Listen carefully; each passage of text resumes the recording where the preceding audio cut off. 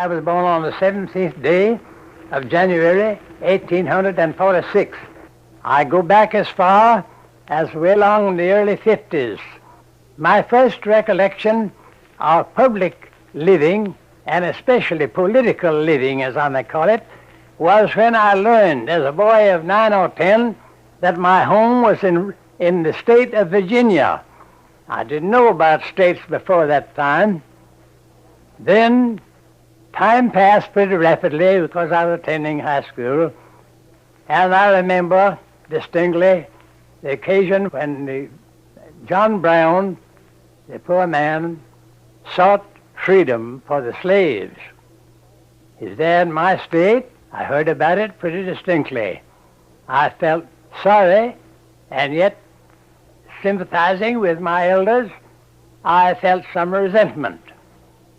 Now, while some in my section, Southeast Virginia, I knew of some brutality, as I call it, exercised toward some of the Negro slaves, as a whole, the Negroes got along very well. Now, my father's Negroes, why I associated with them, that being the baby of the family, I didn't have any white children for associates. Therefore, I played around with the Negro children. 4 years passed by. Then came up the great struggle when the Republican Party had become a power in the land. In 1860, Mr. Lincoln was elected, as you know. And I remember that there was a good deal of excitement in my section that the Negro slavery would be interfered with. Negroes would be set free and all that. Well, I didn't feel much interest about it because I felt kindly toward the Dockers, and they were kindly toward me and toward my family. Now, I was attending school, as I said, and when in the spring of 61, when news came that war was actually declared. In fact, it had been coming when South Carolina, as we heard, seceded from the Union.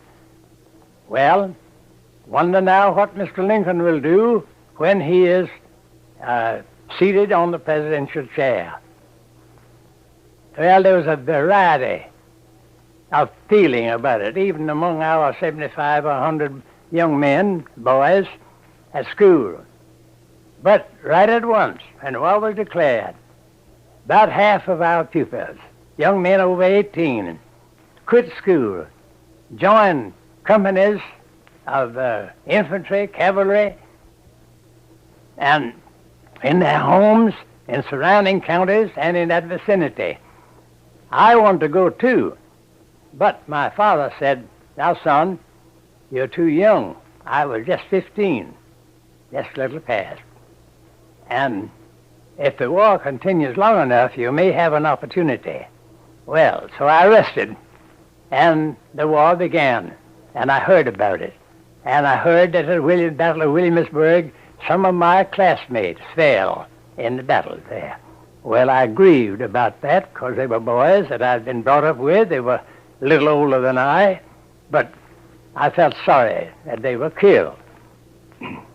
Then, in 62, although General Lee had still a pretty good army, he began to need more men, naturally. Although the big battles, or the largest battles, had not come yet. But my neighbors around there, some of them who were over 45, kinsmen of mine, some of them, began to just get up a company of cavalry. And I, a boy of 16 and a half years old, joined the cavalry company, which afterwards was attached and counted with others among the 24th Virginia Cavalry.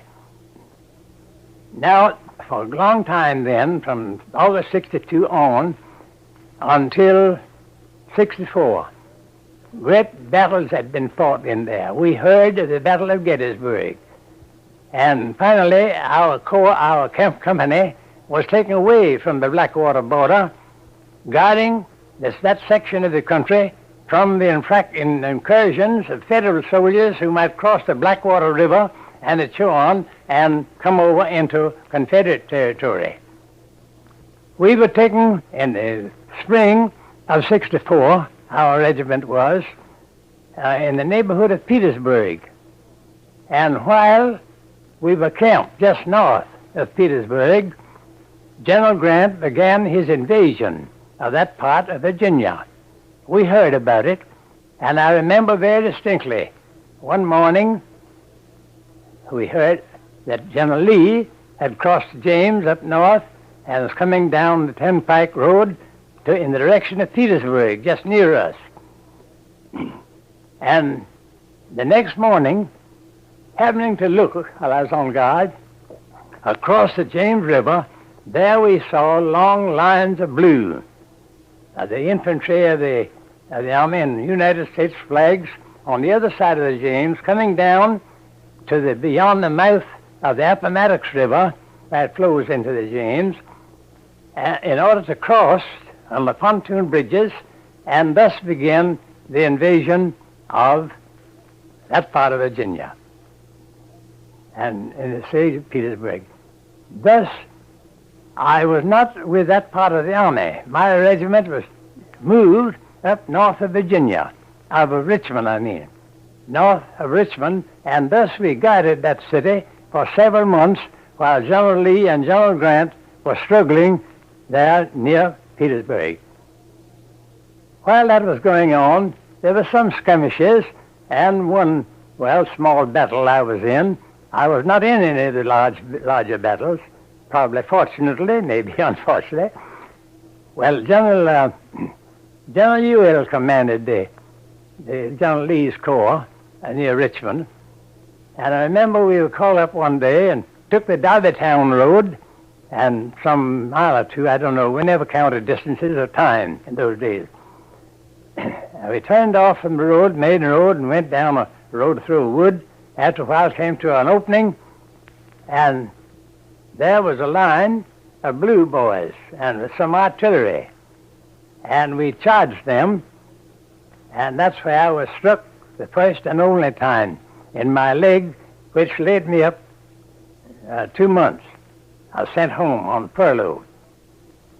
Now, I want to bring in one or two little points there that might be of interest to some. We were around Richmond, my regiment was, all the time then, on doing little or nothing, while the war was still going on. And after a while, a Saturday evening, the first day of April, 1865, we were ordered, and by the way, in the meantime, about half of my regiment had lost their horses. The Confederate soldiers owned their own horses, and when they lost a horse, it was difficult at that stage to secure a substitute. Anyhow, I lost mine. I've forgotten just now how. I don't believe it was in battle, however, at that time. Now, orders came for a dismounted part, or demounted, I might say, of the regiment to fall in line and march. We stopped on the way and spent the night. That was Saturday night. The next day was a beautiful day, Sunday. We didn't know what was going on. We were within a mile of Richmond, and there was a turmoil there. And that day, as you all know, that day, the President Davis was attending his usual services at his church, St. Paul's Church.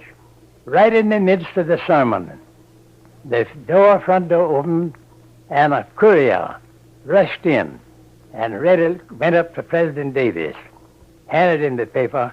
He opened it, and it was a dispatch from General Lee saying, "Mr. President, I am so heavily pressed by the enemy that I'm compelled to abandon Petersburg."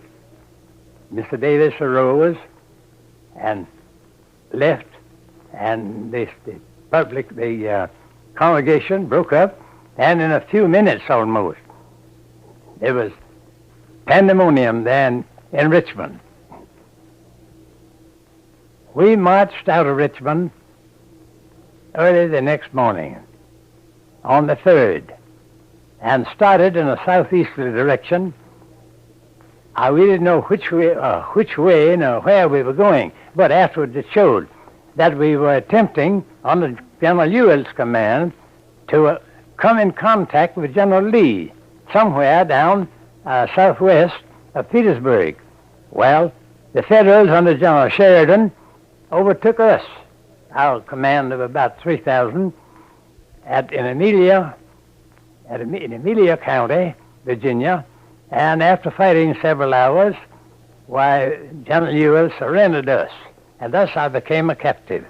I went to prison along with this command, and we landed in Point Lookout, Maryland, down here.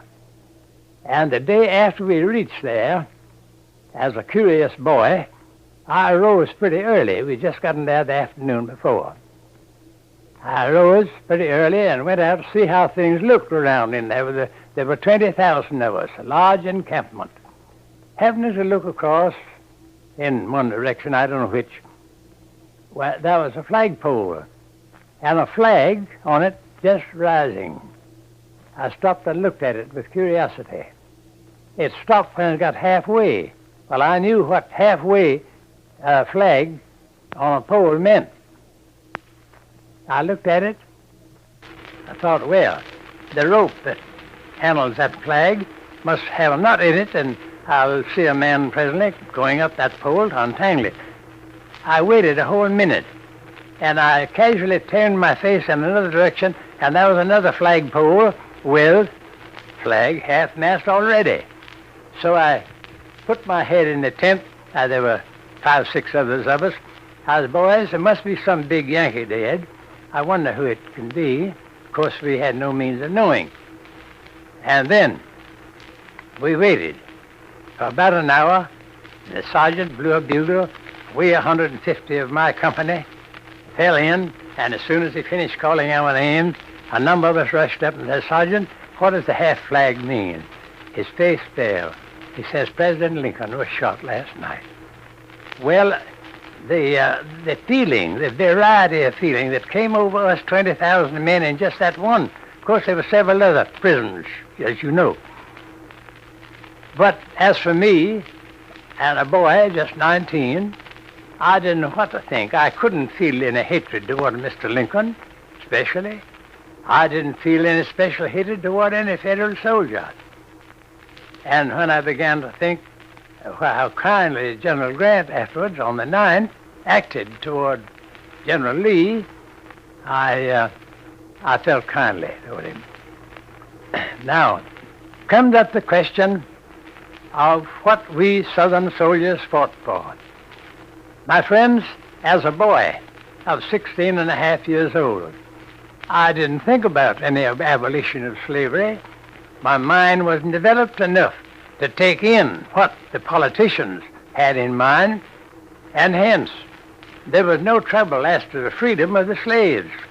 About half of the Negroes, my father's Negroes, left and went to Norfolk to be under, as they considered, protection, but another half, 40, 50 of them, remained there and cultivated the crops until after the war.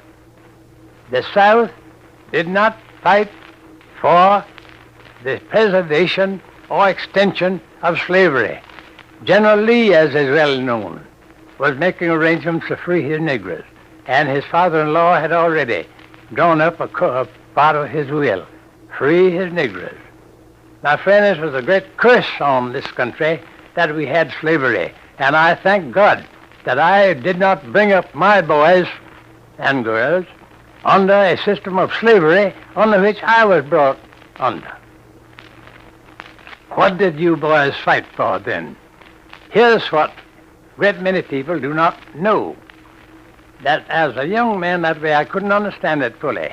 But I look back now and see my part in it and saw what we struggled for, and that was for states' rights.